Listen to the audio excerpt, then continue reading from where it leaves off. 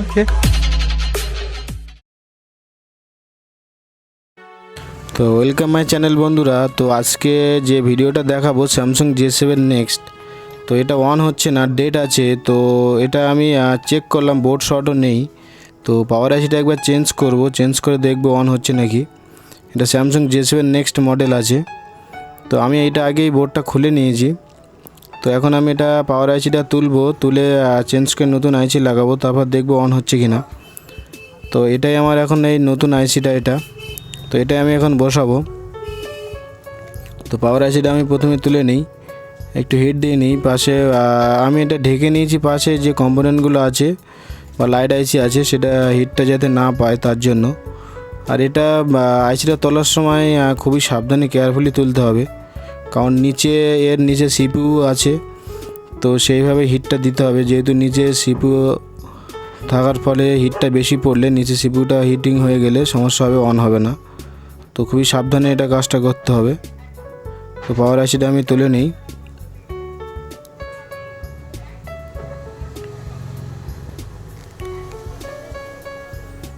তো পাওয়ার আইসিটা আমার এটা তোলা হয়ে গেছে।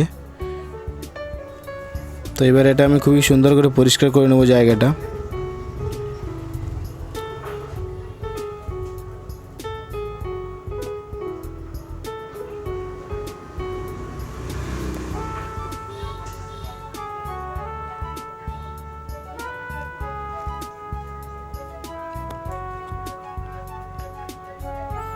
তো এটা আমি খুবই সাবধানে আস্তে আস্তে পরিষ্কার করে নিচ্ছি।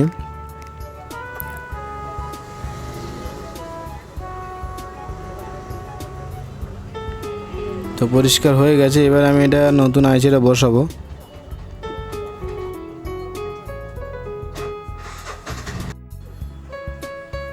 তো এবার আমি এটা নতুন আইসিটাকে বসাচ্ছি।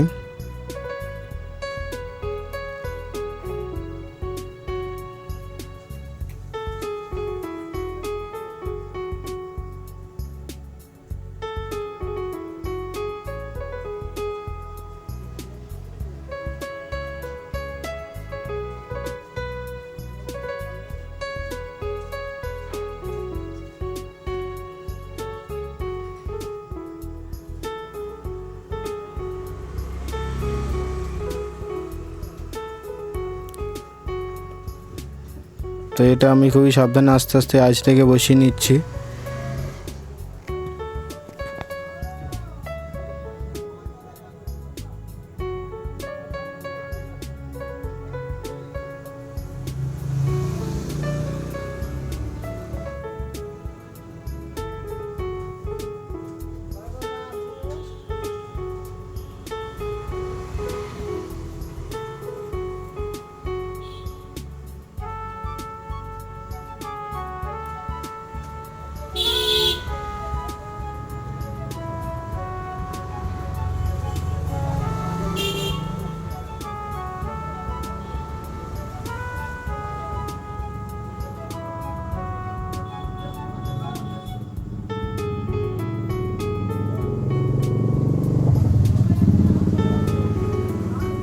তো আইসিটা আমার বসানো হয়ে গেছে, খুবই সাবধানে আস্তে আস্তে আইসিটা বসিয়ে নিলাম।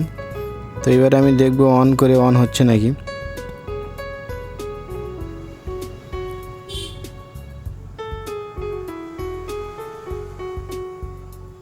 তো এবারে আমি দেখে নিই অন হচ্ছে নাকি।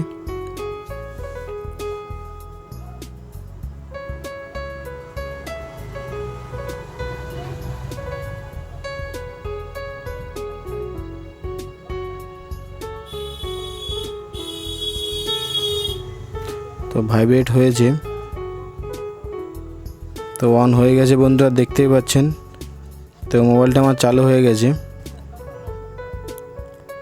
তো বন্ধুরা দেখলেন, এটা মোবাইলটা আমি পাওয়ার আইসিটা চেঞ্জ করার জন্য অন হয়ে গেছে। তো পাওয়ার আইসি থেকে প্রবলেম ছিল। তো আমার ভিডিওটা বন্ধুরা কেমন লাগলো, যদি ভালো লেগে থাকে তাহলে আমার চ্যানেলটা অবশ্যই সাবস্ক্রাইব করবেন এবং লাইক কমেন্ট করতে ভুলবেন না, এবং পাশে বেল আইকনটি চাপতে ভুলবেন না পরে নতুন নতুন ভিডিও পেতে। তো থ্যাংক ইউ বন্ধুরা।